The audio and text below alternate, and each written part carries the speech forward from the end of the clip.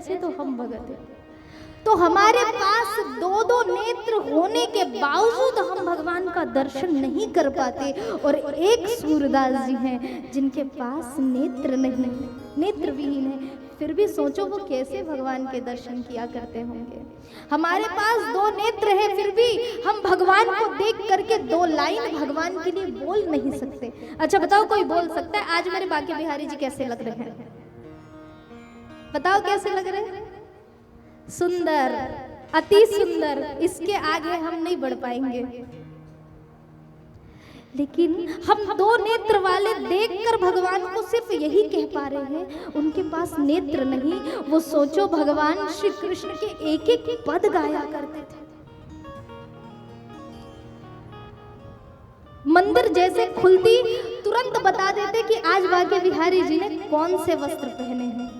पीले पहने हैं, नीले पहने हैं, कौन सी मुकुट लगाए हैं, कौन सी माला पहने हैं। ये सूरदास जी थे। सूरदास जी एक दिन मंदिर के बाहर सीढ़ियों पे बैठे हैं और बैठ करके श्री कृष्ण गोविंद हरे मुरारी, हे नाथ नारायण वासुदेवा, बस भगवान की स्तुति कर रहे हैं, भगवान के संकीर्तन गा रहे हैं, भगवान नाम संकीर्तन गा रहे हैं। उसी बीच होता क्या है, भगवान ना अपने भक्तों की परीक्षा बड़ी लेते हैं, बड़ी परीक्षा लेते हैं। भगवान ने सोचा कि क्या किया जाए, तो आज भगवान श्री कृष्ण स्वयं नहीं आए, आज ना मैया राधा रानी जी को भेज दिया। और राधा रानी जी आई, श्री किशोरी जी,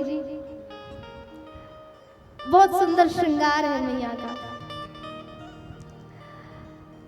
पैरों में नुपुर बंधे हुए हैं और नुपुर को कमर हाथ पे रखा है।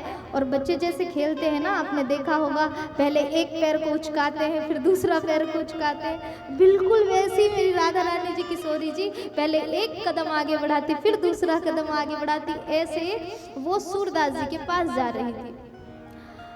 भगवान श्री कृष्ण मानो संकेत दे रहे हों, पता है ये देख तो पाते नहीं, लेकिन प्रभु हमेशा सहयोग किया करते थे सूरदास जी के। तो आज कहने लगे कि देखो देखो सामने कोई बहुत सुंदर नुपुर बांधे कोई आ रहा है। सूरदास जी जान गए, सुनाई दे गया, आज लगता है स्वयं कृष्ण ने आके किशोरी जी को भेजा है। अब इतने में एकदम वो स्ट्रिक्ट हो गए, हाँ किशोरी जी आ रही है, अब तो अभिवादन करना।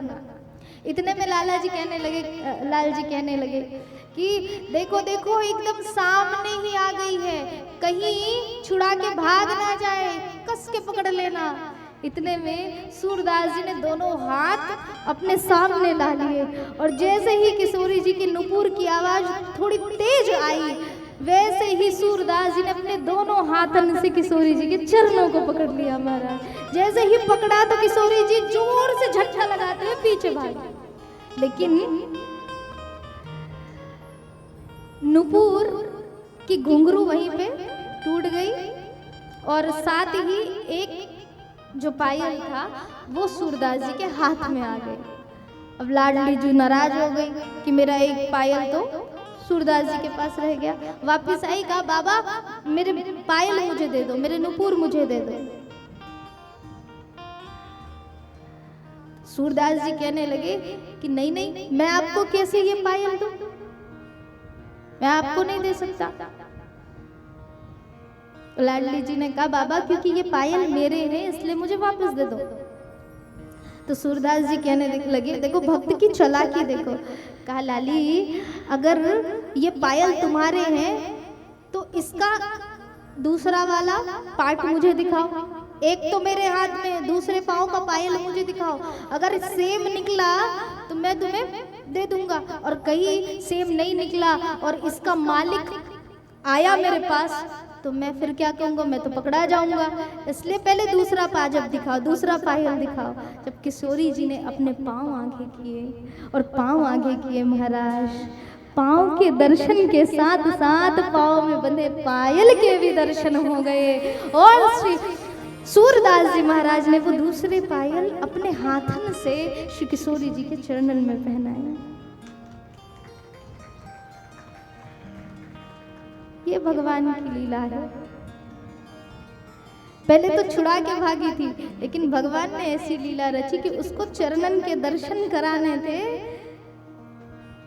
इसलिए पायल टुटवा दी। ऐसे श्री ठाकुर जी देखो चाहत कमल नयन को, देखो चाहत कमल नयन को, निस दिन रहत उदासी अखियाँ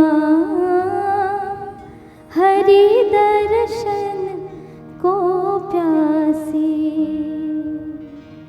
अखियाँ हरि दर्शन को प्यासी। ये पद गा दिया, अखियाँ हरि दर्शन को प्यासी। अब विचार नहीं आया आपके मन में, ये तो अंधे थे, फिर इसने पायल पहचाना कैसे होगा? ये तो अंधे थे, फिर इन्होंने चरणन के दर्शन कैसे किए?